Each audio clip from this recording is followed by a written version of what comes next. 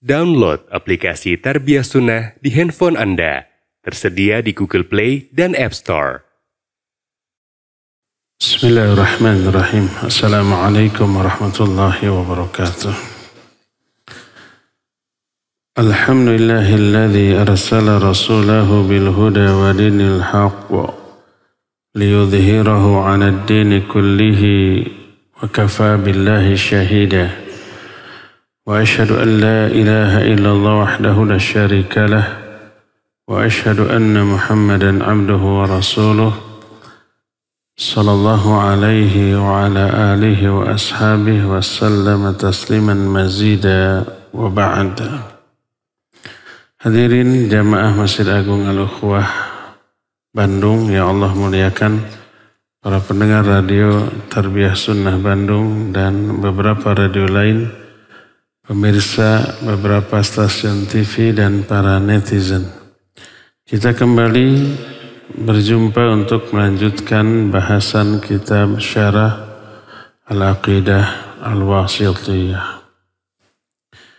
Kita sudah membahas muqaddimah. Sekarang kita masuk ke inti dari isi kitab ini. Setelah bersyahadat, bersalawat kepada Nabi SAW, lalu berkata muallif, amma ba'd, fahadha i'tiqadul firqatin najiyatil mansurati ila qiyamis sa'ati ahli sunnati wal jamaah. Adapun setelah itu, maka inilah i'tikad al-firqah an-najiyah al-mansurah sampai hari kiamat, yaitu ahlus sunnah wal jamaah.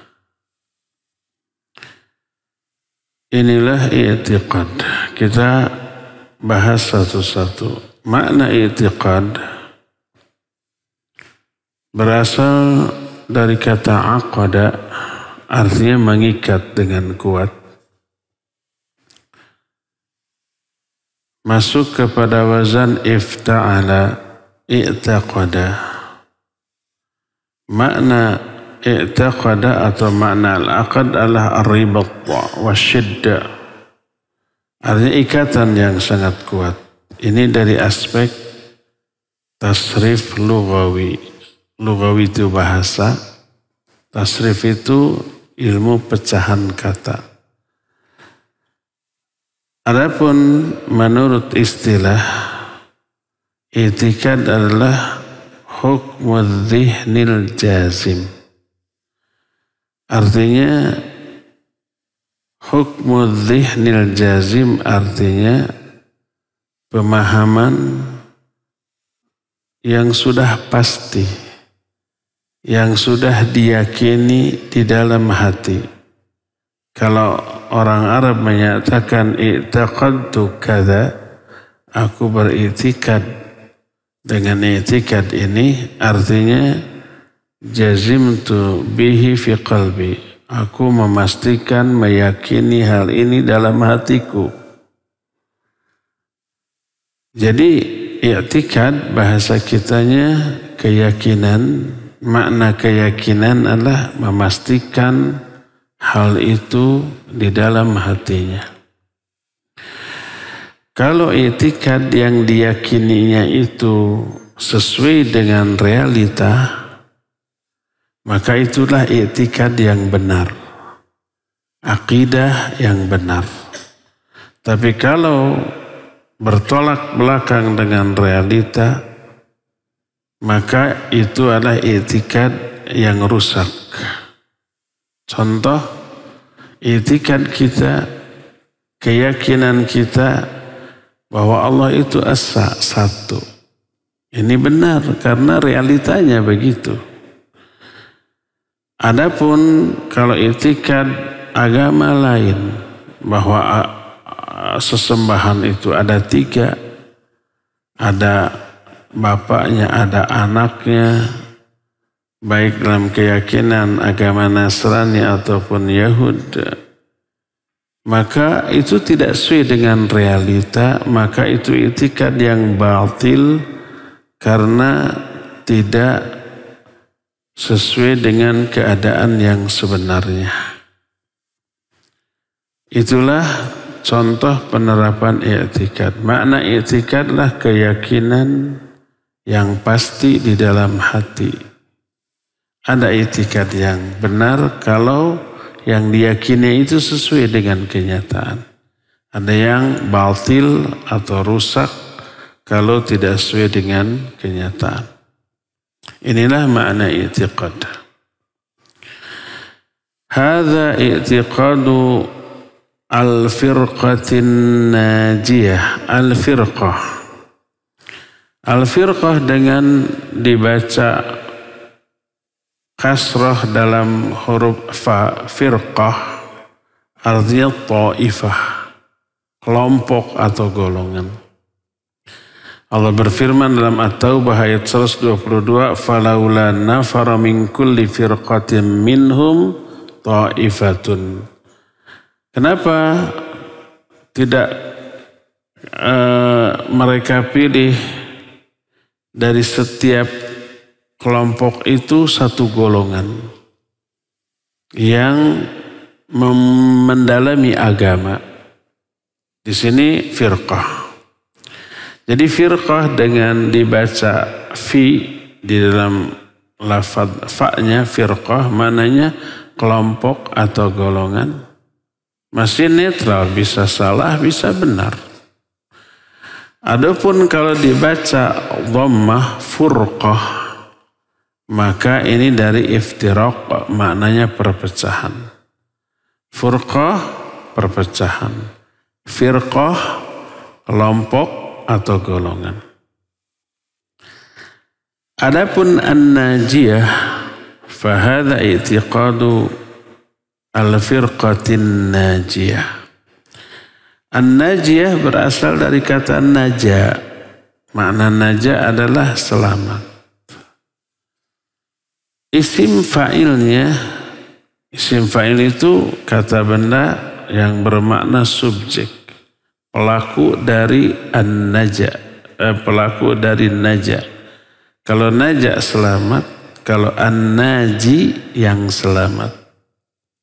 Isim fa'il disebutnya. Masuk huruf tak marbutah lil mubalaghah yang benar-benar selamat. Nah, apa yang dimaksud selamat? Di mana selamatnya? Di dunia dan di akhirat. Di dunianya selamat dari penyimpangan, kesalahan, kekeliruan. Selamat dari unsur syirik, kufur ataupun kebid'ahan. Itu di dunianya, dan di akhiratnya selamat dari api neraka. Selamat dari azab. Dan makna atau istilah al-firqatun najiyah atau kelompok yang selamat ini diambil dari salah satu hadis. Nabi SAW bersabda, dan hadis ini dikenal di kalangan para ulama dengan sebutan hadis hadis iftiraqul ummah. Berkata Nabi SAW, "Sataftariqu hadhil ummatu ala 73 firqatan kulluha finnar illa wahidah." Umatku ini akan terpecah belah menjadi 73 golongan. Kulluha finnar. Semua golongan yang 73 ini celaka. Semuanya di dalam neraka illa wahidah, kecuali satu golongan. 72 masuk neraka, 1 masuk surga.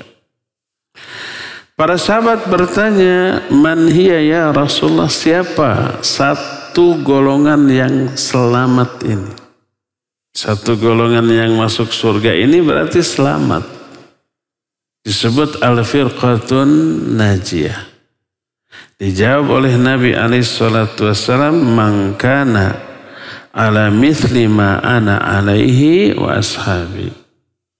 Satu golongan yang selamat itu adalah orang yang berada di atas jalan hidupku pada hari ini beserta para sahabatku. Jadi yang mengikuti jalan hidup Nabi dan para sahabat dalam seluruh aspek, dalam beragama, dalam memahami agama, dalam mengamalkan agama, dalam mendakwahkan agama ini, mengikuti seperti yang dilakukan oleh Nabi dan para sahabatnya. Itulah yang disebut dengan al-firqatun najiyah. Hadis dengan lafaz ini diriwayatkan oleh Imam At-Tirmidzi, juga oleh Imam Al-Hakim dalam kitab Al-Mustadraknya, At-Tirmidzi dalam kitab Sunannya. Imam Al-Lalika'i dalam kitab Syarh Sunnah menukil juga hadis ini. Imam Al-Ajuri juga menukil hadis ini. Hadis ini dhaif sanadnya, tapi jalur periwayatannya sangat banyak. Sehingga terangkatlah menjadi derajat hasan li ghairihi dan termasuk hadis yang makbul di kalangan para ulama. Hadis ini menjelaskan makna an-najiyah, artinya yang selamat. Makna al-firqatun najiyah. Al-firqatun najiyah atau kelompok yang selamat ini adalah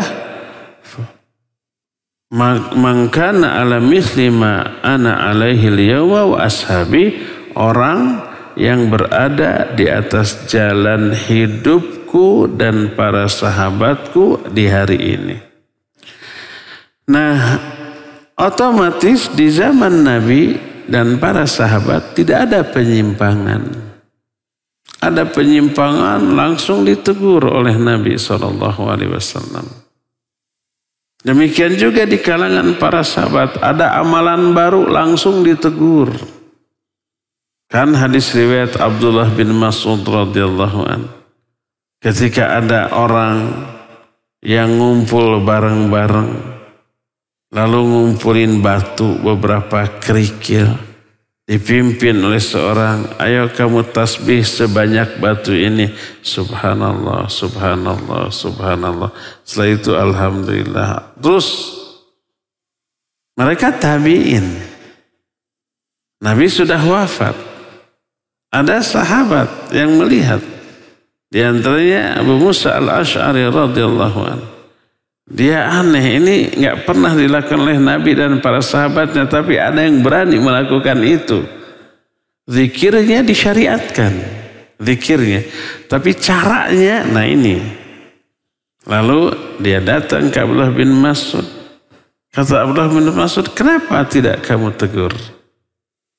Aku menunggu instruksi atau sikapmu bagaimana. Didatangi oleh Abdullah bin Mas'ud, ditegur. Ya, tuh rambut Nabi SAW masih ada. Pakaiannya belum lusuh. Barang peninggalannya belum rusak. Tapi kalian sudah mengada-adakan amalan yang tidak dilakukan di zaman Nabi SAW. Apa kata mereka? Lan nuridu illal khair. Kami tidak meniatkan apa-apa dengan cara zikir seperti kecuali kebaikan. Apa kata Ibnu Mas'ud? Kam mim muridil khair la yusibahu.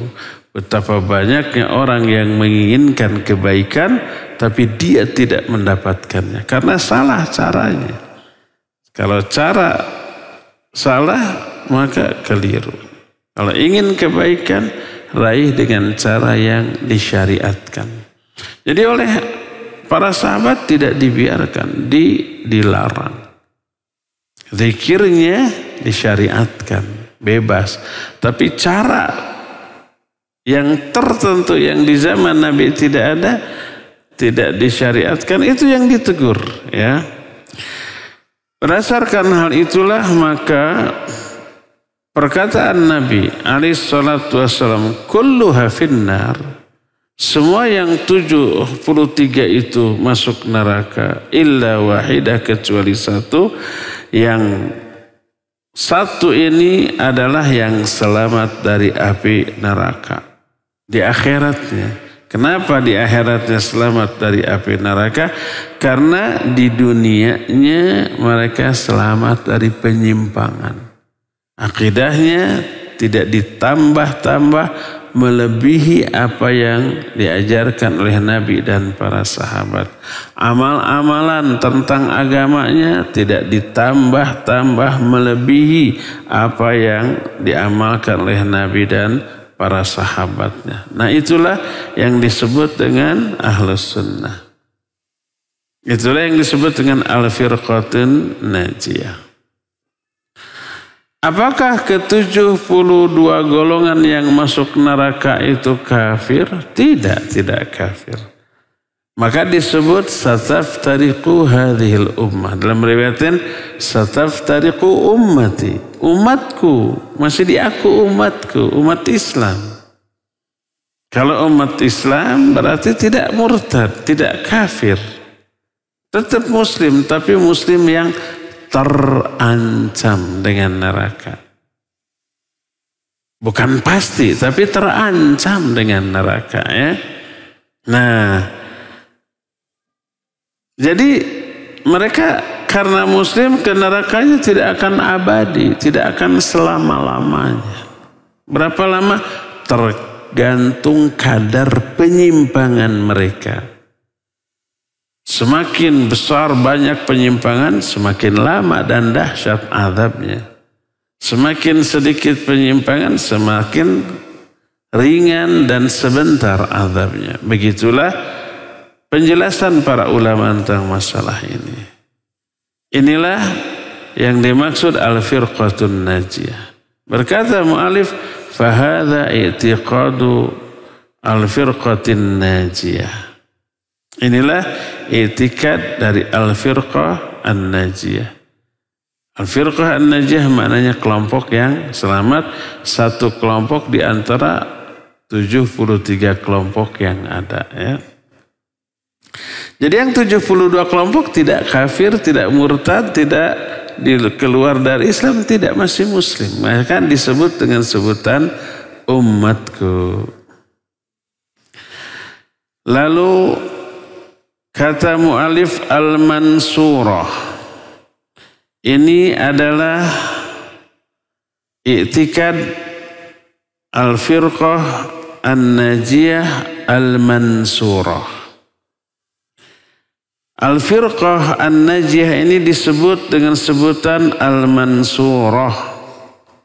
Mana al-mansurah? Yang ditolong atau yang dimenangkan. Dan ini janji Allah melalui lisan Rasulnya. Alaihi salatu wassalam, beliau bersabda, kata Nabi SAW,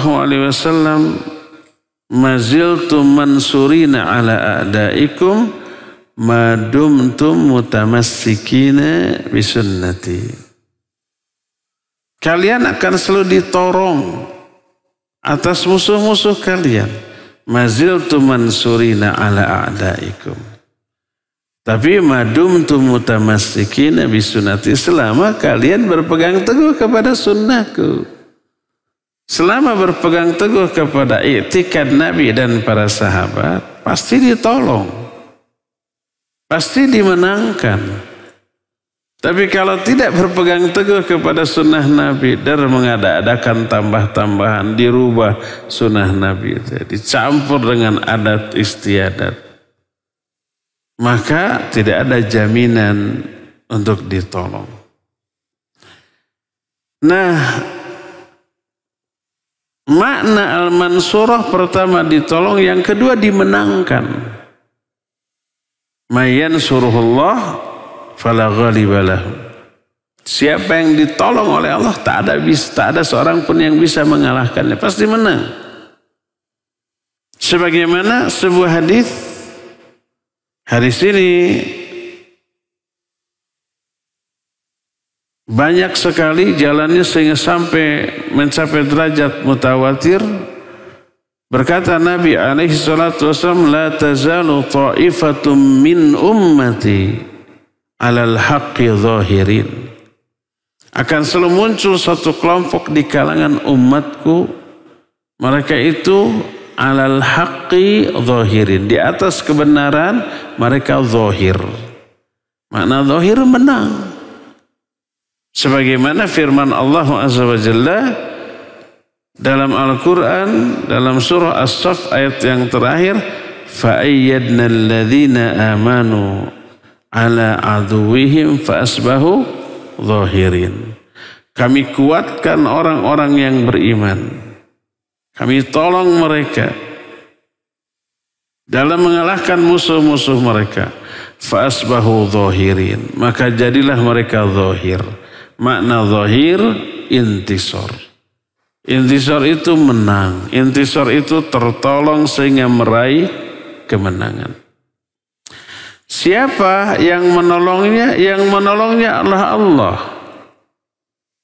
Para malaikat dan orang-orang yang beriman. Allah Azza wa Jalla menyatakan dalam surah Al-Anfal, wa allafa baina qulubihim law anfaqta ma fil ardi jami'an ma allafta baina qulubihim walakinna Allah allafa bainahum. Nah, terus setelah itu wa yuridu ayyakhda'uka, kalau mereka itu mau mengkhianati Muhammad Muhammad, maka fa innallaha ayyadaka binasril mu'minin. Allah akan menguatkan kamu, menolong kamu dengan pertolongan orang-orang mukmin. Orang-orang mukmin yang akan memberikan pertolongan kepadamu atas hidayah dari Allah Azza wa Jalla.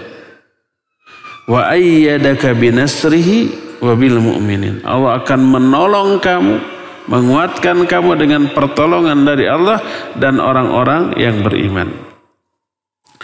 Jadi yang pertama itu, yang kedua para malaikat. Maka berkata mu'alif, walladhi yansuruha wallah wal malaikatu wal mu'minun.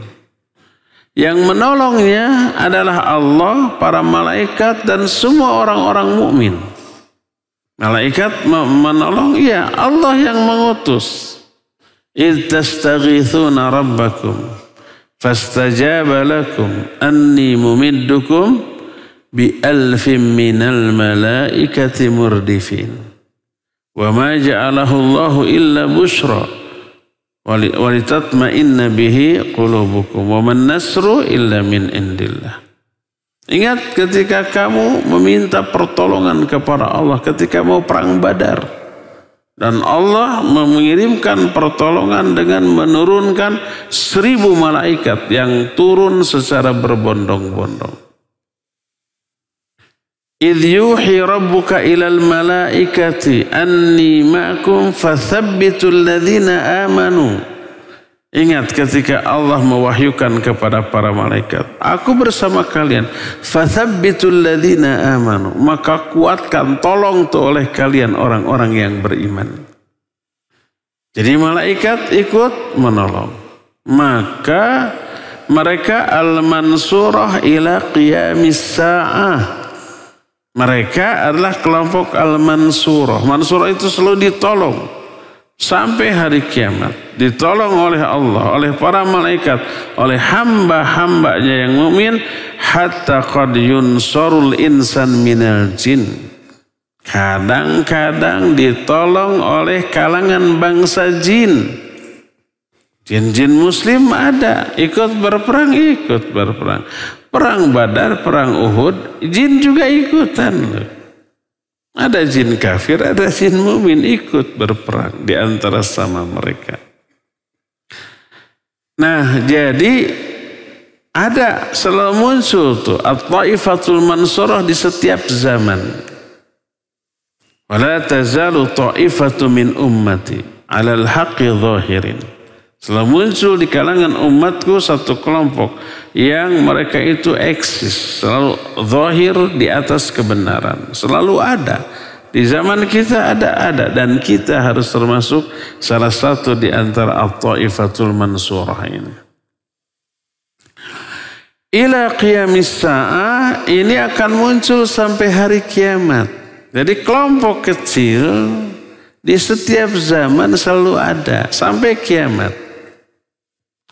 Allah berfirman dalam Al-Quran, wa mimman khalaqna ummatun yad'una ilal haqq wa bihi ya'dilun.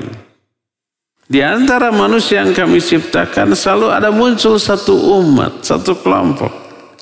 Yad'una ilal haqq, mereka mengajak manusia kepada kebenaran. Wa bihi ya'dilun, dengan kebenaran itu mereka tegakkan keadilan. Mereka dakwah. Itu akan selalu muncul tuh sampai hari kiamat, muncul orang-orang seperti ini. Hadis Rasul sallallahu alaihi wasallam menyatakan, yahmilu hadzal ilma min kulli khalafin uduluhum. Ilmu ini, agama ini akan selalu dipikul di setiap generasi oleh orang-orang yang teradil di zaman mereka. Dipilih orang-orang tertentu untuk memikul agama ini, menyebarkannya, mempertahankannya. Setiap zaman selalu ada. Sampai kapan? Sampai hari kiamat.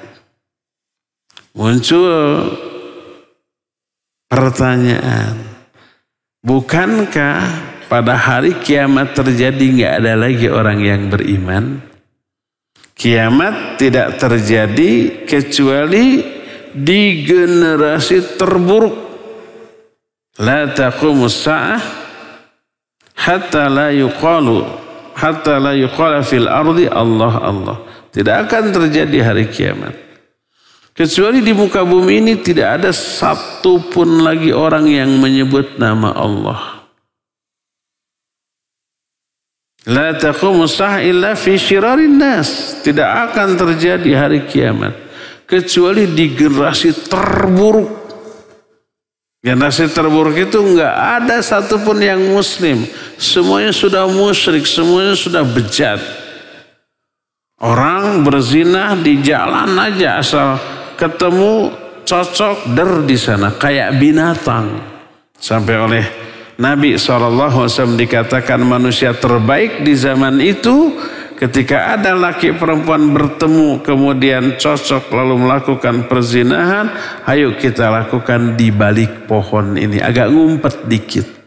Itu terbaiknya. Nah, di zaman yang seperti itulah kiamat terjadi. Tak ada lagi Islam, tak ada lagi iman, ya. Apalagi beberapa waktu sebelum kiamat terjadi muncul angin yang halus. Kemudian angin ini menerpa seluruh makhluk. Tidak ada seorang pun yang di dalam hatinya ada iman walaupun sekecil debu, kecuali ketika kena angin itu mati. Walaupun keimanan itu sekecil debu, kena angin itu mati sudah. Jadi yang bertahan hidup hanyalah orang yang tak ada keimanan sedikit pun. Tinggallah yang tersisa orang-orang kafir. Datang setan, mau nggak aku tunjukkan sesembahan yang kamu patut untuk disembah? Iya, ini patung ini. Lalu mereka semua menyembah patung. Semuanya melakukan perbuatan syirik. Di zaman itulah mereka mengalami kiamat. Oleh karena itu yang dimaksud muncul satu kelompok kecil dari umatku yang tegak di atas kebenaran ila qiyamis sa'ah, dalam riwayat lain hatta ya'ti amrullah, sampai datang urusan Allah. Maknanya diterangkan oleh para ulama. Di antaranya Syekh Shalih Al-Fauzan hafizahullahu ta'ala menyatakan maksud hari kiamat di sini adalah hari ketika datangnya angin yang lembut mematikan semua yang memiliki keimanan walaupun sekecil debu. Maka yang dimaksud hatta ila qiyamis sa'ah maksudnya ila qurbi qiyamis sa'ah, sehingga dekat terjadinya hari kiamat.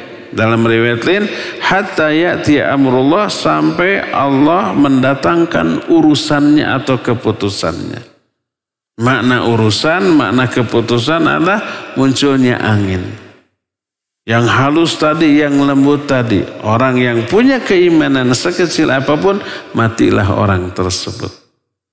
Adapun setelah itu nggak ada lagi orang yang beriman, nggak lagi muncul kelompok kecil tadi. Sudah musnah. Maka ketika tidak ada lagi orang yang beriman, disebut dengan sebutan al-qiyamatus sughra atau kiamat kecil.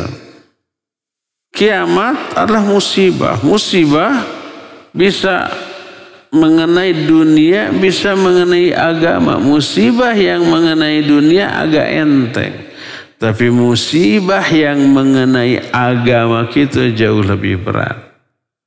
Kalau kita kehilangan uang, kehilangan orang yang kita cintai, kehilangan dunia kita sedih.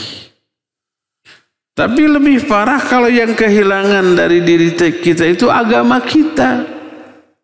Kita melanggar larangan, mengabaikan perintah, itu berarti kehilangan agama kita. Itu musibahnya lebih besar loh. Kenapa? Karena membinasakan kita di akhirat. Kalau musibah dunia, kita kecelakaan, kita dipukul orang, bahkan ditusuk orang, maksimal kita binasa di dunia, mati. Di akhirat mungkin kita akan bahagia. Tapi kalau kehilangan agama, wah, binasanya itu di akhirat, abadi. Itu jauh lebih dahsyat. Oleh karena itulah kiamat kecil terbesar bagi seorang muslim adalah ketika agama ini hilang dari dirinya. Nah, bayangkan agama hilang dari seluruh permukaan bumi, dari kehidupan manusia. Ketika angin yang halus lembut tadi muncul, semua orang yang beriman mati. Nggak ada lagi agama, nggak ada lagi zikir, nggak lagi ada nama Allah yang disebut. Maka itulah yang disebut dengan kiamat. Ya, inilah yang dimaksud dengan hadza i'tiqadul firqatin najiyatil mansurah ila qiyamis sa'ah. Inilah i'tiqad al-firqah an-najiyah al-mansurah sampai hari kiamat. Lalu kata mu'alif, ahli sunnati wal jamaah, mereka al-firqatin najiyah al-mansurah itulah ahli sunnah wal jamaah. Maka dibaca ahli sunnati wal jamaah karena idhafat kepada al-firqati an-najiyati al-mansurati, terus ahli sunnati wal jamaah. Ahli sunnah wal jamaah adalah nama lain dari al-firqatin najiyatil mansurah. Kenapa mereka disebut ahli sunnah?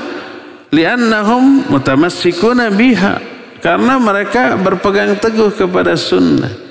Kenapa disebut al-firqatin najiyah, kelompok yang selamat? Keselamatan mereka karena mereka berpegang teguh kepada sunnah. Nabi SAW menjawab, al-firqatun najiyah itu ma'ana alaihil yawma wa ashabi.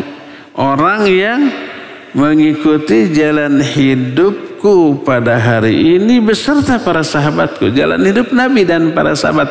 Itulah al-firqatin najiyah, dan itulah sunnah. Sunnah Nabi dan para sahabat. Ada dua jenis sunnah. Sunnah Nabi dan sunnah khulafaur rasyidin. Dua-duanya wajib dipegang teguh. Alaikum bisunnati wa sunnatil khulafair rasyidin al-mahdina min ba'di.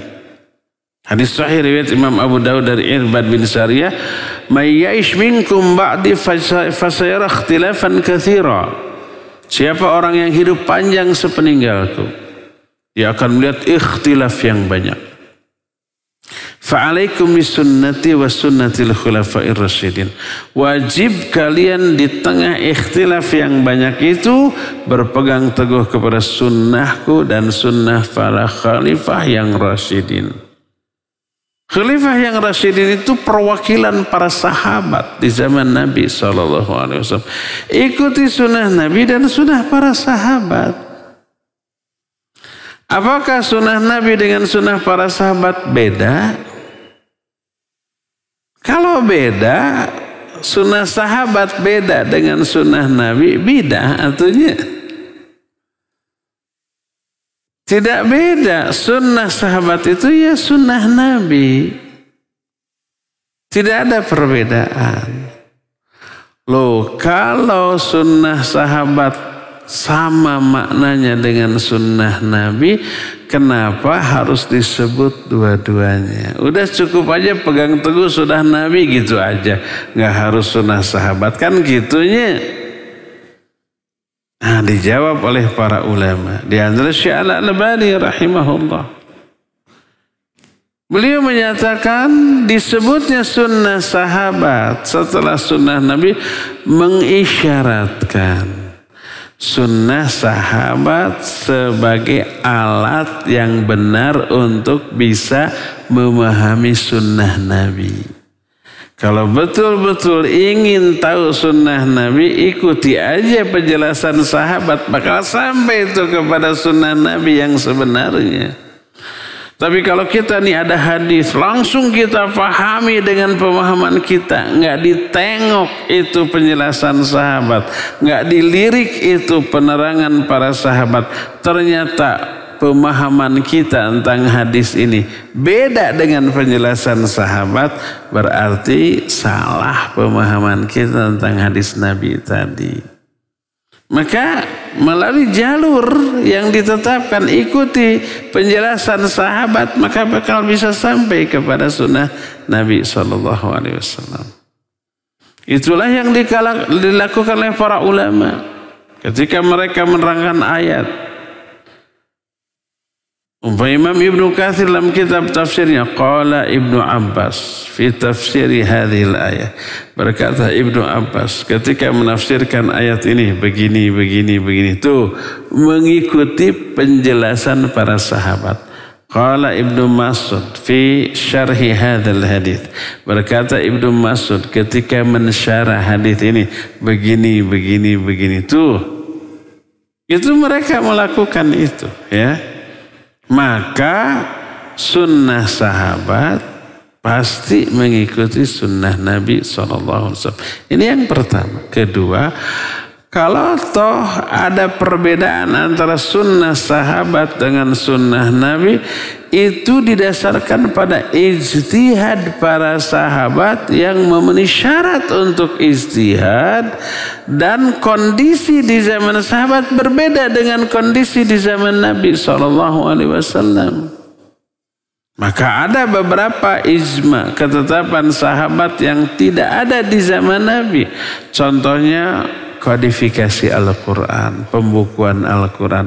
Di zaman Nabi SAW Al-Quran belum dibukukan, mulai dibukukan di zaman Abu Bakar. Karena melihat kondisi, para sahabat yang hufadz Quran, banyak yang meninggal di medan perang. Kalau yang hufadz Quran nanti mati semuanya, Quran bisa-bisa hilang, ya enggak? Akhirnya ijtihad, bukukan. Di zaman Nabi tidak dibukukan, ini dibukukan. Dan yang membukukan Khulafaur Rasyidin. Ini sunnah Khulafaur Rasyidin. Pegang teguh tuh. Maka tidak boleh dikatakan mushaf Al-Quran bidah. Di zaman Nabi tidak ada mushaf. Kata siapa mushaf? Itu sunnah sahabat, sunnah khalifah. Nabi SAW adzan Jumat sekali, Abu Bakar sekali, Umar sekali. Di zaman Utsman 2 kali. Utsman siapa? Khulafaur Rasyidin. Berarti sunnah Khulafaur Rasyidin. Kenapa Utsman berbeda dengan Nabi, Abu Bakar dan Umar? Kondisinya berbeda. Ijtihad mereka butuh azan 2 kali. Ini mengingatkan orang-orang untuk sholat Jumat gitu kan. Maka lahir azan 2 kali. Mudah enggak? Enggak. Kan di zaman Nabi enggak ada. Tapi di zaman sahabat ada. Dan Nabi SAW merintahkan untuk fa'alaikum bisunnati wa sunnatil khulafa'ur rasyidin. Minimal hasil ijtihad para sahabat. Karena kondisi yang berbeda ya. Adapun di zaman sahabat lalu ada orang yang mengada-adakan sebuah kebidahan dalam beribadah oleh para sahabat, dihardik, dilarang, ya itu bidah, jangan. Seperti zikir dipimpin dengan alat batu seperti itu dilarang oleh sahabat. Berarti jangan, itu mah bukan sunnah Khulafaur Rasyidin, karena Khulafaur Rasyidin melarang hal itu gitu ya. Nah, jadi ada perbuatan sahabat di zaman Nabi dilakukan, dibiarkan, ya itu sunnah takririyah. Nabi sudah meninggal, diadakan oleh sahabat dan sahabat lain tidak ada yang mengingkari, ya itu sunnah Khulafaur Rasyidin, itu sunnah. Adapun setelah berlalunya Khulafaur Rasyidin lalu kita mengada-adakan agenda baru, ritual baru, ibadah baru, tidak ada di zaman Nabi dan para sahabat. Lalu berhujah tuh para sahabat juga dulu ngada-ngadain, dibolehkan oleh Nabi. Iya, itu mah sahabat. Ilmunya memadai ya, dan dikukuhkan, dibenarkan, dibiarkan oleh Nabi. Kalau kita sekarang ilmunya belum tentu memadai dan belum tentu kalau Nabi tahu dibiarkan, kalau sahabat tahu dibiarkan. Berdasarkan hal itulah maka al-firqatun najiyah disebut juga dengan sebutan ahlus sunnah karena mereka berpegang teguh kepada sunnah Nabi SAW. Itulah siratal mustaqim. Siratal mustaqim itu sunnah Nabi SAW.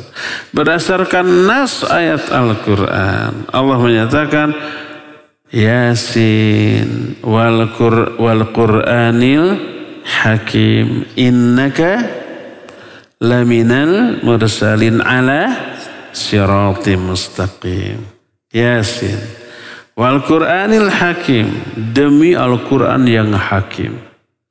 Innaka laminal mursal, sesungguhnya engkau hai Muhammad benar-benar salah seorang di antara para rasul ala siratim mustaqim, yang sudah berada di atas siratul mustaqim.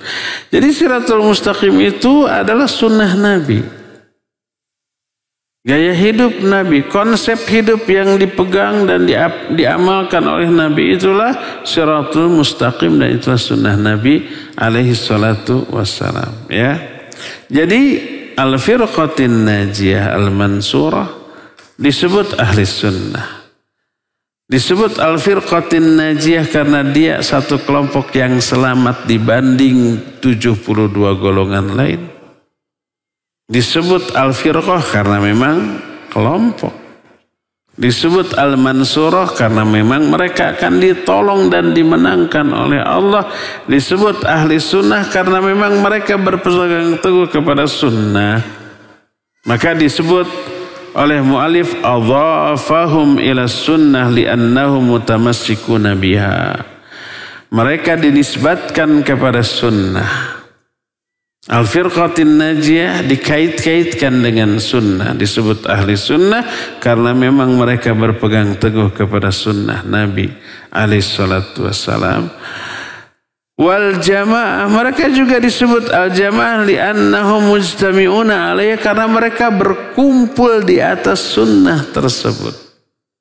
Tidak satu dua orang, semua yang berkumpul di atas sunnah maka mereka menyatu. Jadilah disebut dengan sebutan ahlus sunnah wal jamaah ya. Jadi kelompok ini disebut kelompok karena memang satu golongan. Disebut firqah, tapi bukan furqah, tapi firqah. Sudah dijelaskan firqah artinya golongan atau kelompok. Al-furqah artinya perpecahan. Disebut an-najiyah karena mereka selamat dibanding 72 golongan lainnya. Selamat dari apa? Di dunia selamat dari penyimpangan, selamat dari kebid'ahan. Di akhirat selamat dari azab dari neraka. Disebut al-mansurah karena mereka ditolong oleh Allah, dimenangkan oleh Allah. Dan penyebab mereka ditolong karena mereka komitmen dengan sunnah Nabi SAW.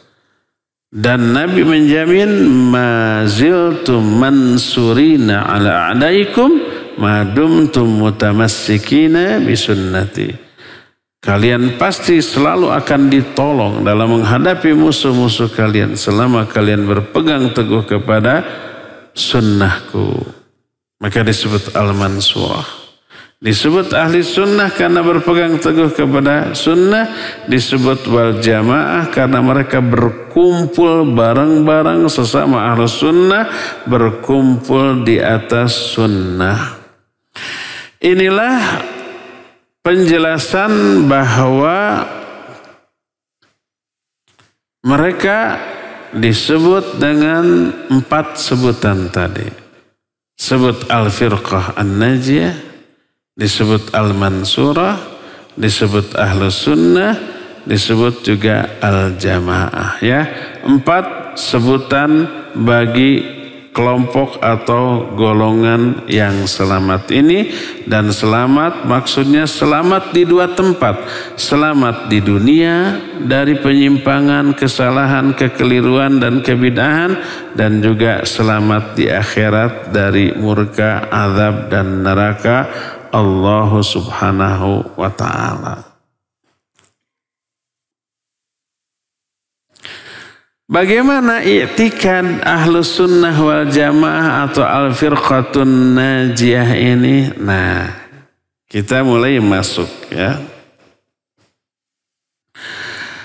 Wa qawluhu, kata mu'alif setelah mengatakan fahadha i'tiqadul firqatin najiyah al-mansurah ila qiyamis sa'ah ahli sunnati wal jamaah wa huwa. Inilah i'tikad al-firqatun najiyah al-mansurah sampai kiamat ahli sunnah wal jamaah. Apa i'tikadnya ini? Wa huwal imanu billahi wa malaikatihi wa kutubihi wa rusulihi wal ba'thi ba'dal maut wal imanu bil qadari khairihi wa syarrihi. I'tikad ahlus sunnah wal jamaah adalah, atau i'tikad golongan yang selamat adalah beriman kepada Allah, kepada para malaikatnya, kepada kitab-kitabnya, kepada para rasulnya, kepada hari akhir, hari kebangkitan setelah kematian, dan beriman kepada takdir, baik takdir yang baik ataupun takdir yang buruk.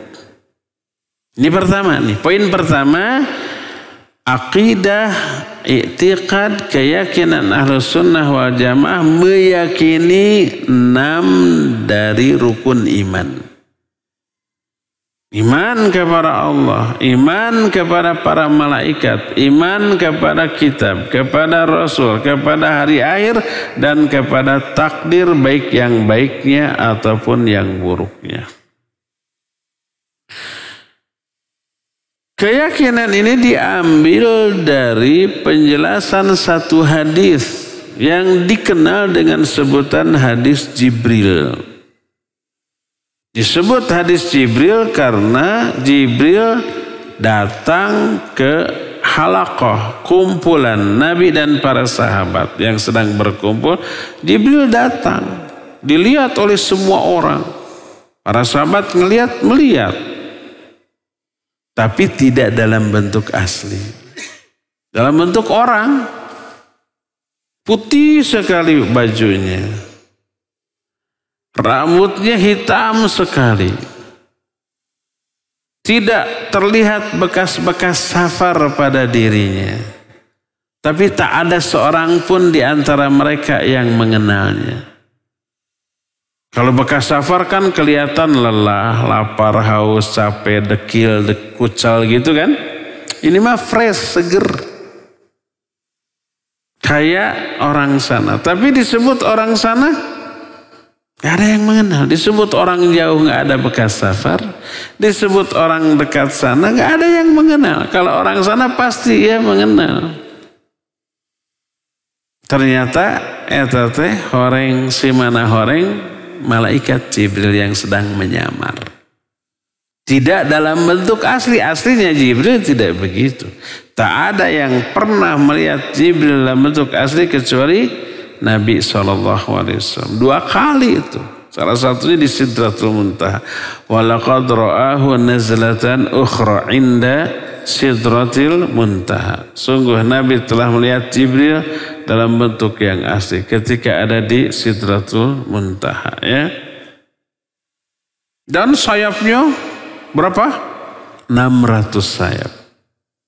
Tidak semua malaikat sayapnya 600, enggak. Ada yang cuma 2, tapi enggak ada yang 1. Ada yang cuma 3, ganjil. Iya, enggak masalah ganjil. Ada yang 4. Sebagaimana firman Allah, ja'ilil malaikati uli ajnihatin mathna wa thulatha wa ruba. Ini bukan ayat ta'adud, bukan. Bukan ayat poligami.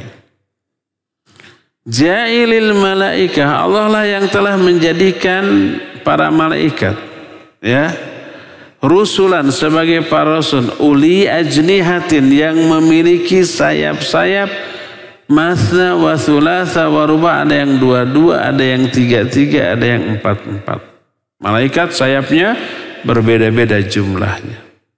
Tapi malaikat apakah semuanya bersayap? Ya, malaikat bersayap.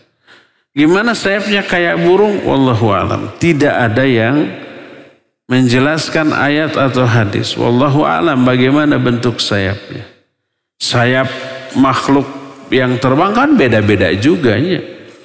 Sayap burung dengan sayap kupu-kupu kan bisa terbang. Berbeda apa sama? Berbeda. Sayap kelelawar berbeda juga. Sayap pesawat terbang beda juga ya. Sayap helikopter memutar gitu.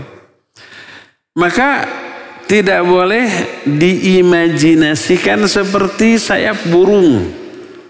Maka kan sekarang muncul, apalagi sekarang nih, setiap kali ada perang di mana saja selalu ada muncul isu malaikat. Seperti sekarang di video-video ada malaikat bersayap di atas Masjidil Aqsa. Kan gitu kan? Atau ada apa dari lautan naik terbang ke atas makhluk bersayap, itu malaikat. Ketipu itu ya. Dan itu tukang tipu yang bikinnya itu editan. Bukan begitu malaikat bentuknya. Apa malaikat kayak orang? Enggak. Tapi itu malaikat Jibril orang. Ya ketika menyamar. Kita tidak tahu bentuk asli dari para malaikat. Ketika menyamar ya seperti orang, persis orang ya. Nah, malaikat Jibril datang bertanya kepada Nabi SAW tentang 4 hal. Tentang Islam, tentang iman, tentang Islam, tentang ihsan, dan tentang kiamat dan tanda-tandanya. Dijawab. Kata malaikat Jibril, akhbirni anil Islam. Terus akhbirni anil iman. Ketika ditanya, tolong jelaskan kepada saya tentang iman. Dijawab, al-iman huwa an tu'mina billah wa malaikatihi wa kutubihi wa rusulihi wal yaumil akhir wa an tu'mina bil qadari khairihi wa syarrihi. Iman itu kamu beriman kepada Allah, kepada para malaikatnya, kepada kitabnya, kepada rasulnya, kepada hari akhir, dan kepada takdir baik yang baik ataupun yang buruk. Setelah dijawab begitu, orang ini berkata, shadaqta, benar engkau. Kata Umar yang meriwayatkan hadis ini, kita aneh, heran, ongkoh orang ini bertanya, setelah dijawab membenarkan, kayak ngetes. Dari jawaban ini bahwa iman itu beriman kepada 6 poin tadi, lahirlah 6 rukun iman. Dan ini menjadi akidah, keyakinan, i'tikad ahlu sunnah wal jamaah al-firqatin najiyatil mansurah. Ya, wajib mengimani 6 dari rukun iman ini. Kita sekarang rinci satu-satu. Apa yang dimaksud dengan iman kepada Allah? Pertama kita bahas makna iman, baik secara bahasa ataupun secara istilah syar'i. Ya. Iman, al-imanu fil lughah, iman secara bahasa banyak didefinisikan oleh para ulama. Sampai mu'alif menyatakan yaqulu katsiru minan nas, berkata banyak di kalangan manusia tentang iman. Tapi semua penjelasan itu disebut khilaful lafzi nafsul ma'na. Berbeda lafaz, berbeda susunan kalimat, berbeda redaksionalnya saja. Intinya maknanya sama. Jadi penjelasan apapun para ulama tentang iman dengan susunan kalimat yang berbeda-beda, maknanya sama, itu juga. Apa itu iman teh? Nah, secara bahasa, makna iman adalah, kita jelaskan di pertemuan yang akan datang. Sekarang mah cukup sampai di sini. Sudah ada bunyi jam 10 menunjukkan waktunya sudah habis. Kita masuki sekarang sesi tanya jawab. Wa sallallahu ala nabiyina Muhammadin wa ala alihi wa ashabihi wasallam. Pertanyaan, apakah diperbolehkan ketika mengamalkan sebuah amalan diniatkan untuk kebaikan di dunia, seperti melaksanakan tahajud, tilawah, zikir pagi, itu niatnya untuk kelancaran aktivitas di hari tersebut, untuk kelancaran bisnis, atau dengan amalan tersebut menjadi wasilah agar dikaruniakan anak-anak yang soleh? Ya, mohon jawaban. Kalau kepentingan dunia memang dijelaskan baik ayat atau hadis akan diberikan kepada orang yang beramal amalan tertentu, ya boleh kita meniatkan, salah satunya diniatkan untuk itu, bukan satu-satunya. Intinya semua amal ibadah akan memperoleh pahala, keridhaan, ampunan, rahmat, kasih sayang Allah, surga Allah, itu. Tapi kadang-kadang Allah menyelipkan iming-iming dunia. Akan dilancarkan rezekinya, akan dimudahkan urusannya. Seperti man ahabba ayub sata fi rizqih wa ayun sya'a fi athari falyasil rahimah. Siapa orang yang ingin diluaskan rezekinya dan dipanjangkan umurnya, hendaklah menyambung silaturahmi. Silaturahmi ibadah amal soleh yang agung, tapi oleh Nabi diiming-imingi dunia agar kita silaturahmi. Berupa diluaskan rezekinya, dipanjangkan umurnya. Kira-kira ada enggak orang niat silaturahmi agar rizkinya luas, umurnya panjang? Karena hadis ini ada, pasti ada. Berarti boleh meniatkan itu, asal ada asalnya. Jangan satu-satunya niat. Niatkan silaturahmi untuk meraih pahala, meraih ampunan, meraih rahmat. Salah satunya 2 duniawi tadi. Dilancarkan rizkinya dan dipanjangkan umur. Nggak boleh. Kenapa kamu silaturahmi? Saya mah agar kaya dan panjang umur. Saya mah nggak butuh pahala, nggak butuh ampunan, nggak butuh surga. Hanya ini 2, makanya saya silaturahmi. Itu yang nggak boleh. Boleh nggak sedekah dengan niat agar penyakit kita disembuhkan? sudah berobat ke sana kemari tapi nggak sembuh juga. Boleh, karena Nabi mengiming-imingi begitu. Beliau menyatakan, ya, dawau mardhakum bis sadaqah. Obati orang-orang yang sakit di antara kalian dengan sedekah. Salah satu fungsi sedekah. Tapi jangan diniatkan hanya itu. Pokoknya saya sedekah agar sembuh, saya mah nggak perlu pahala. Saya nggak perlu ampunan dengan sedekah. Yang penting sembuh. Itu yang nggak boleh. Jadi niatkan sedekah untuk meraih apapun yang Allah janjikan. Ada pahala, ada ampunan, ada rahmat, ada ridhonya, ada surganya. Plus ada kesembuhan dari penyakit yang dideritanya. Boleh sertakan niat duniawi tersebut dengan tetap meniatkan ukhrawi yang lebih penting bagi kita semua, ya. Wallahu a'lam.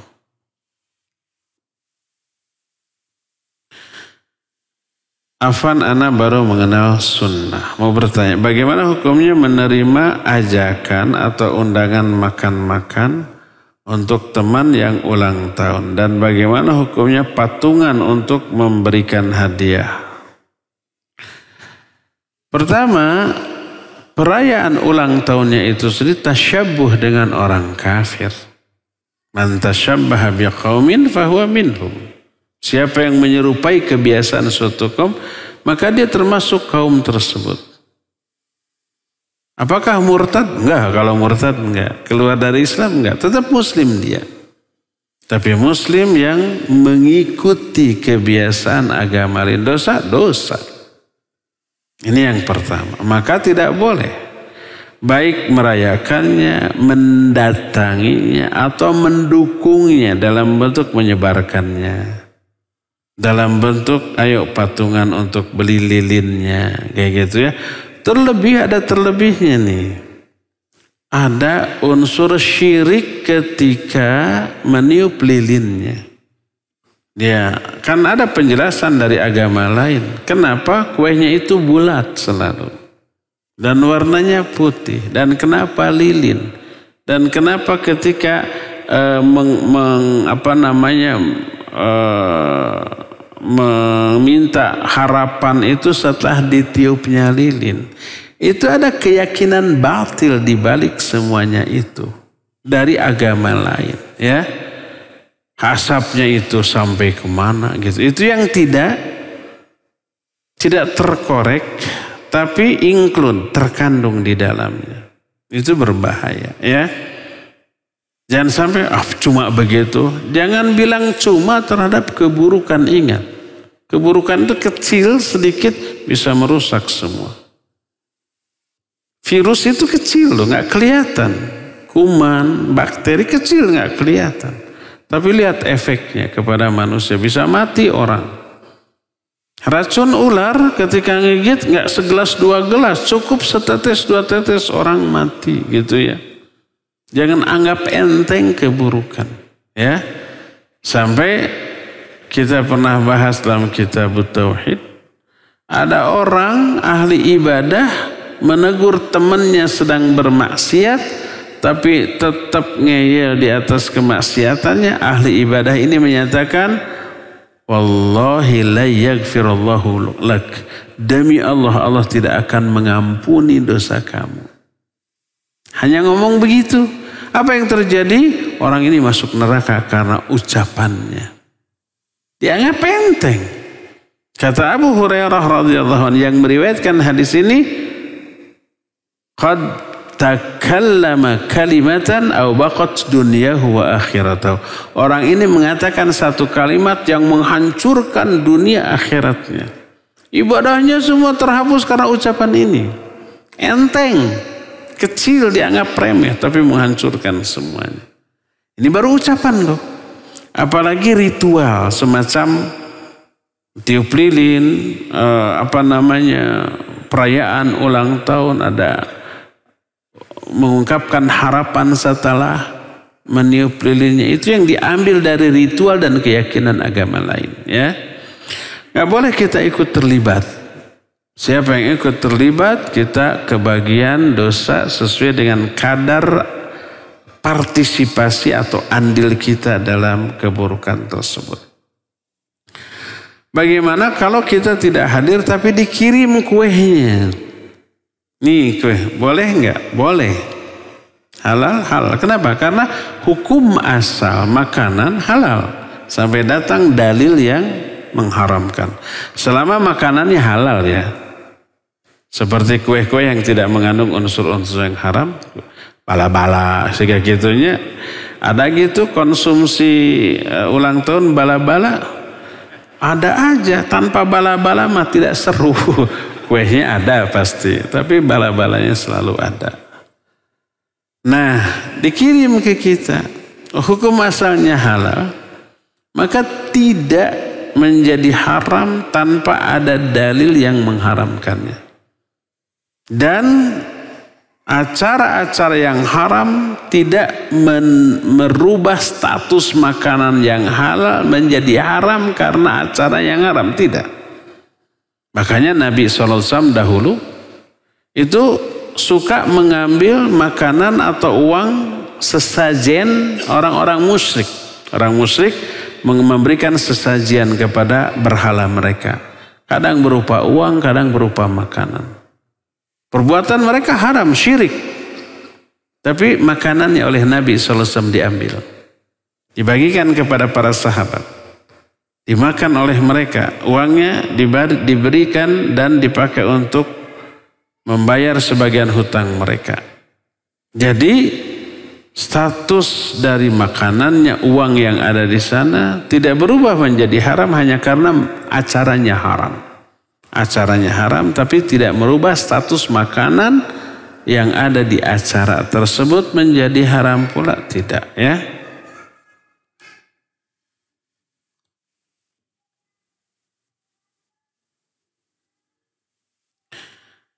Apa hukumannya? Apa hukumnya bila kita ikut menandatangani pinjaman di bank konvensional? Ta'awun 'alal itsmi wal 'udwan. Tahu meminjam itu ada unsur riba. Riba itu sama dengan ngajak perang kepada Allah dan Rasulnya loh. Siapa yang terlibat riba dicabut keberkahan dari hartanya dan hidupnya. Hancur itu hidup perekonomian orang itu, kehidupan orang itu bakal hancur, bakal kacau dengan riba. Nah, kita ikut menandatangan walaupun kita tidak menikmati. Umpamanya meminjamkan orang lain. Orang lain yang pinjam harus ada saksi, kita nandatangan. Itu ta'awun 'alal itsmi wal 'udwan. Tidak boleh, ya. Allah menyatakan wala ta'awanu 'alal itsmi wal 'udwan. Apalagi pinjamnya atas nama kita, nanti dia yang nyicil. Dia kabur, kita yang dikejar. Atau tidak kabur. Ada, tapi nggak sanggup lagi untuk membayar. Siapa yang dikejar? Kita yang nanda tangan di sana. Ya.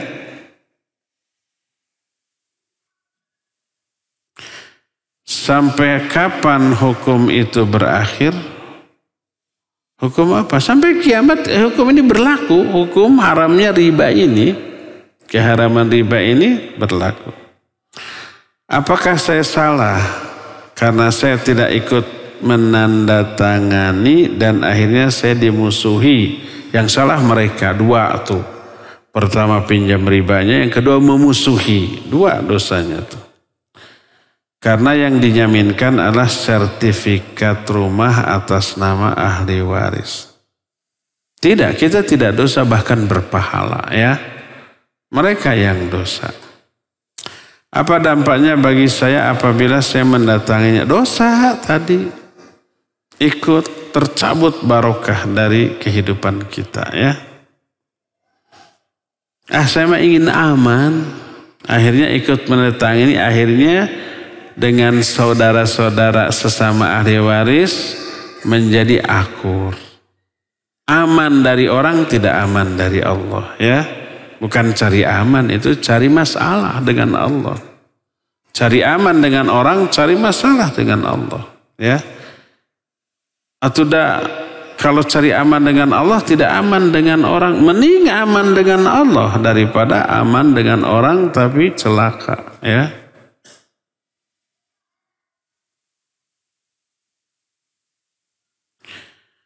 punten nami-nami ieu teu kedah dibewarakeun cekap Pak Ustad weh nu uninga mangga.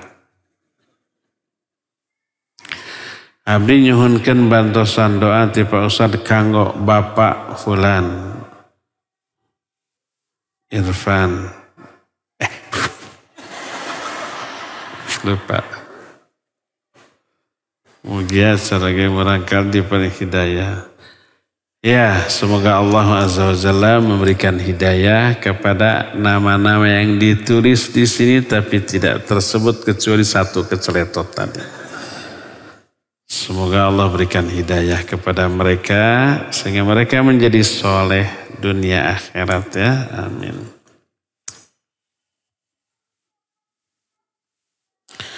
Apakah orang yang ahlul bid'ah yang meninggalnya malam Jumat atau di hari Jumat sama dengan orang sunnah, tidak ada fitnah kubur?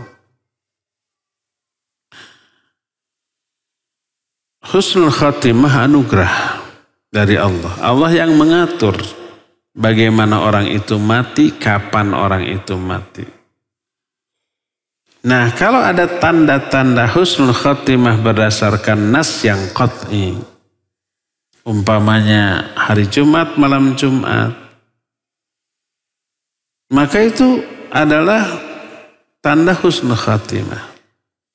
Tapi dia selama ini pelaku kebid'ahan, mungkin kebid'ahannya terampuni oleh amalan tertentu yang besar, yang dahsyat dan kita tidak tahu. Ada umpamanya ahli maksiat artis gitunya. Ketika hidupnya itu bergelimang dosa, lalu sakit. Lalu matinya hari Jumat, malam Jumat, disolatkan oleh ribuan orang gitu ya.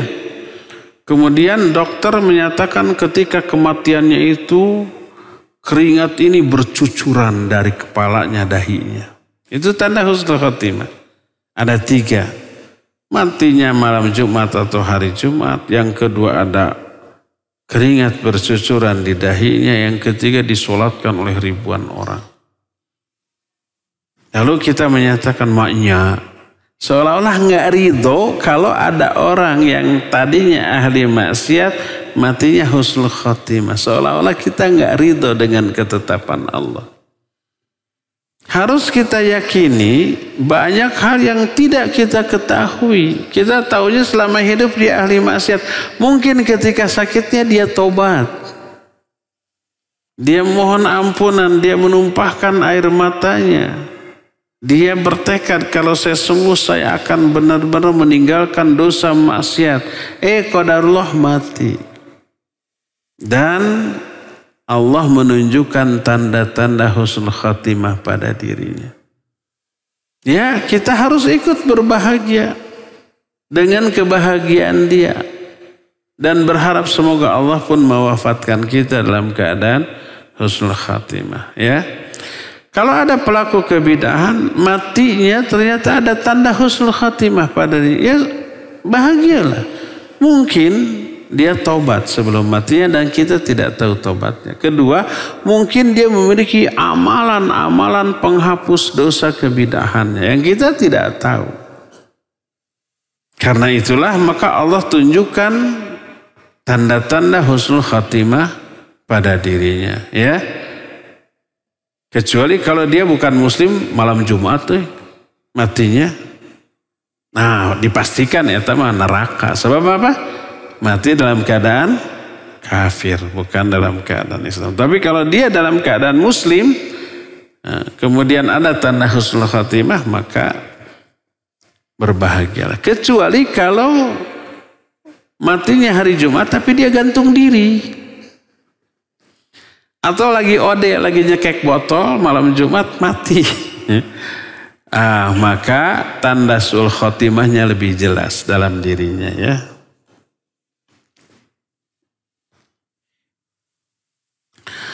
Saya selalu mengakhirkan sholat duha. Apakah 30 menit sebelum zuhur masih boleh? Masih boleh sampai zuhur. Dan sholat duha itu memang disunnahkan atau lebih utama ketika sudah agak siang menjelang zuhur jam 11. Jadi sholat duha itu hina tarfadul fisal. Ketika anak unta merasa kepanasan lalu berlindung di bawah perut dari ibunya. Dan itu kira-kira jam 11. Itu yang paling utama ya. Boleh dari awal? Boleh dari awal. Kalau siang kita sibuk dengan pekerjaan, dengan kegiatan, bisanya pagi, ya pagi. Ya boleh. Asal sudah terbit matahari.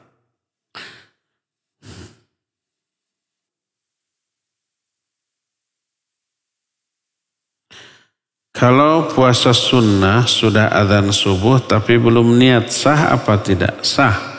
Walaupun tidak niat, saya mah nggak akan saum gitunya. Senin, sekarang apa Kamis? Nah sekarang Kamis, saya mah nggak akan saum. Sebab nanti di kajian sok aya konsumsi. Niat tidak akan saum. Tapi dari ba'da subuh sampai sekarang teh, tidak minum apa-apa, tidak makan apa-apa. Dan sampai di sini nggak ada konsumsi. Saya mah niat saum. Boleh, boleh. Dengan catatan belum makan minum apapun setelah subuh dan belum melewati waktu zuhur, maka dibolehkan ya. Itu hanya khusus sholat sunat, saum sunat. Adapun kalau saum Ramadan wajib dari sebelum adzan subuh.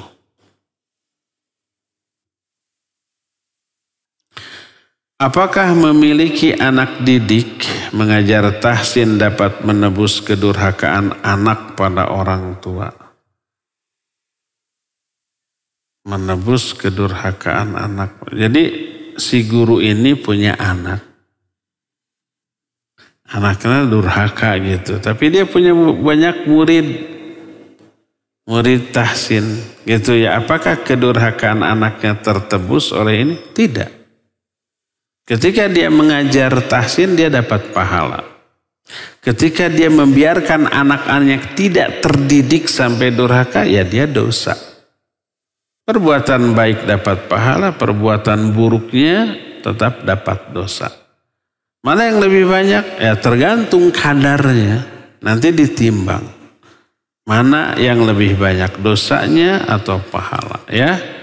Jadi mendidik orang lain, anak orang lain dalam didikan kita diajar iqra, diajar tahsin, diajar hafalan, doa harian bagus. Tapi jangan abaikan anak kita ya. Ketika anak kita diabaikan durhaka, kita dosa karena tidak mendidik mereka. Ketika kita mendidik anak tetangga, kita dapat pahala dari mendidik anak tetangga.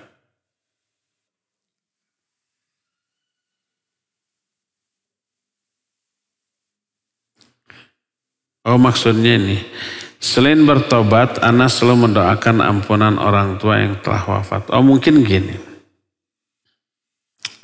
orang tua ahli maksiat, jarang ibadah. Tapi anaknya soleh. Anaknya ini punya anak-anak didik, punya murid-murid. Apakah kesolehan anaknya bisa menebus kedurhakaan orang tua? Gitu maksudnya ya. Bukan menebus, tapi kesolehan dan doa anak ya bisa menyelamatkan orang tua. Jadilah anak yang soleh dan solihah. Sesering mungkin ngirim pahala ke orang tua, infak dan sedekah atas nama orang tua, silakan. Haji umroh dibadalkan kalau orang tuanya sudah meninggal, silakan ya. Termasuk mengajar anak-anak orang lain untuk dididik, ya silakan. Itu nanti akan sampai juga kesolehan dari anaknya ini, pahalanya sampai ke orang tua. Terutama doa tuh, istighfar, mintakan ampun. Bagi ikhwan akhwat yang ayah ibunya sudah meninggal, coba hafalkan doa sholat jenazah setelah takbir ketiga. Baca itu, niatkan untuk orang tua. Kalau yang sudah meninggal bapaknya, Allahumma gfir lahu warhamhu wa'afihi wa'fu anhu wa akrim nuzulahu wasi' madkhalahu wagsilhu bil ma'i wal thalji wal barad wa naqqihi minal khataaya kama yunaqqa thawbul abyadu minad danas wa abdilhu daran khairan min dari wa ahlan khairan min ahli wa zawjan khairan min zawji wa adkhilhul jannah wa a'idhu min adzabin nar wa adzabil qabr.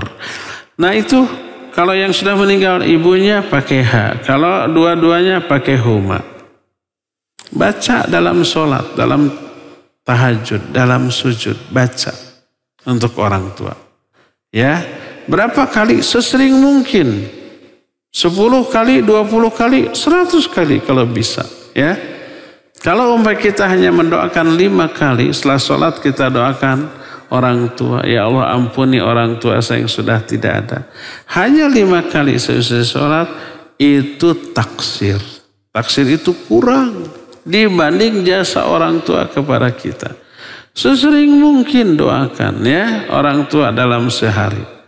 Apa ada manfaat? Ada. Nabi SAW menjelaskan nanti di akhirat seseorang memperoleh pahala yang banyak. Dia kaget, ya Allah, dari mana saya dapat pahala ini? Rasanya belum pernah beramal amalan yang pahalanya segede ini. Dijawab min istighfari waladika lak. Itu istighfar anakmu untukmu. Pahalanya gede seperti itu. Ya, doakan sesering mungkin.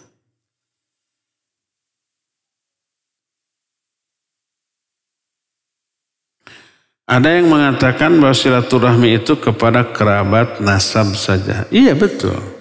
Silaturahmi itu berbuat kebaikan kepada kerabat. Adik, kakak, paman, bibi, alo, ya, keponakan, suan, wa, saudara-saudara sepupu yang ada hubungan kekerabatan. Berbuat baik kepada mereka namanya silaturahmi. Kalau berkunjung kepada teman atau orang lain itu katanya bukan silaturahmi. Apakah pernyataan itu benar? Iya benar. Berbuat baik kepada orang lain yang enggak ada hubungan kekerabatan disebut ihsan. Berbuat baik.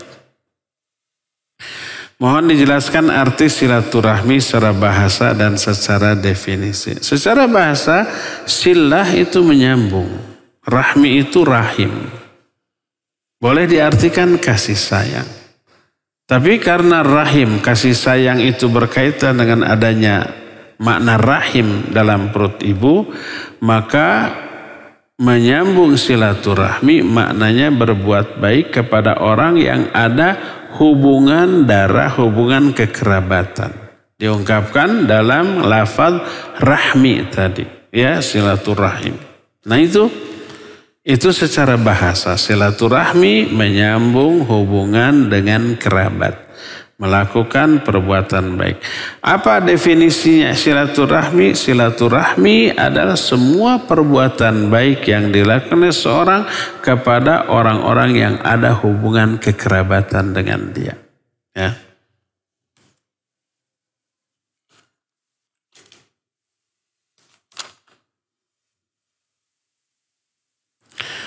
Pertama, saya meminta doa untuk ayah saya yang sudah meninggal dunia. Allah yarham. Semoga Allah ampuni, Allah rahmati, Allah bebaskan dari azab kubur, Allah berikan nikmat kubur. Semoga nanti di akhirat Allah masukkan ke dalam surga.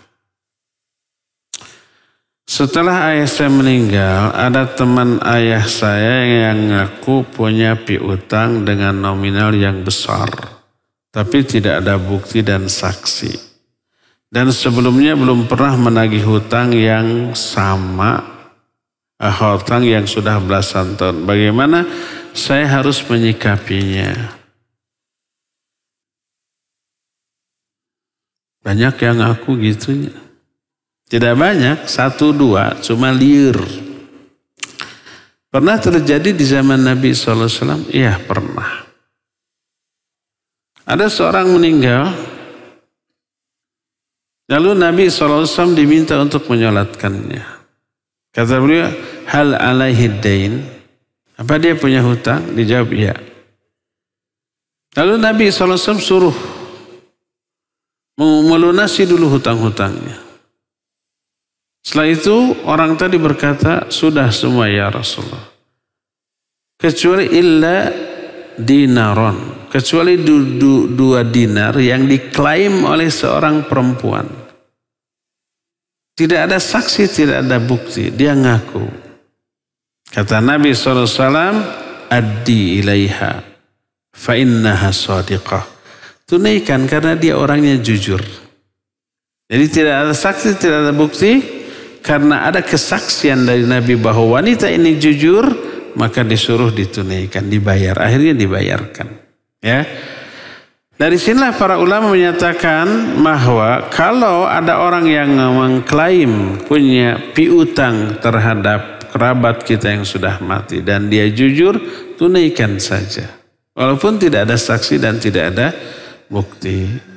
Lebih selamat demikian. Kalau ternyata dia bohong, dosa atas dia dan uang yang kita bayarkan dianggap sedekah untuk dia, ya.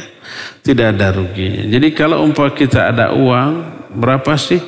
15 juta. Cuma 15. Kasih umpamanya.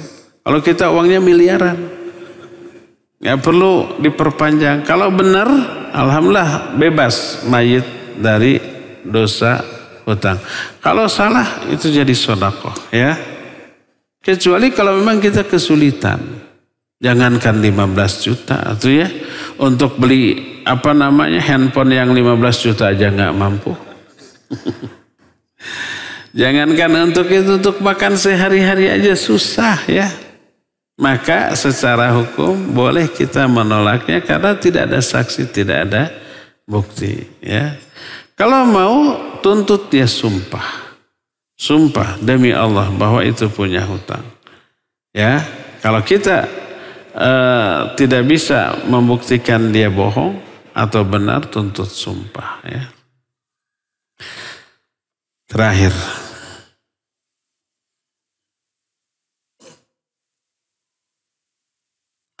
Apakah boleh memohon berdoa kepada Allah supaya saya dan keluarga bukan termasuk golongan orang-orang yang akan mengalami atau menyaksikan dahsyatnya hari kiamat kubra? Boleh. Karena kita tahu, yakin yang mengalami kiamat orang musyrik, orang kafir, seburuk-buruk manusia. Dan kita tidak mau jadi orang seperti itu. Boleh. Cara apa yang harus dilakukan untuk mengajak saudara atau teman untuk mengikuti sunnah Rasul SAW dan meninggalkan kebidahan tapi tidak menyinggung atau menyakiti? Kasih dalil, kasih penjelasan yang bijak, yang ilmiah, yang lemah lembut. Atau ajak ke pengajian, ngaji yuk, nanti pulangnya saya traktir bakso, ya. Tapi maksimal semangkok, nggak boleh lebih. Boleh. Atau ajak tonton, nih ada kajian, bareng yuk dengerin gitu. Banyak cara ya untuk berdakwah, tidak hanya dengan satu cara saja. Cukup ya sampai di sini, waktunya sudah lewat. Insyaallah kita akan jumpa kembali di 2 Kamis yang akan datang.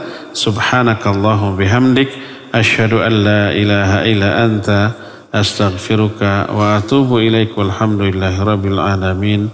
Wassalamualaikum warahmatullahi wabarakatuh.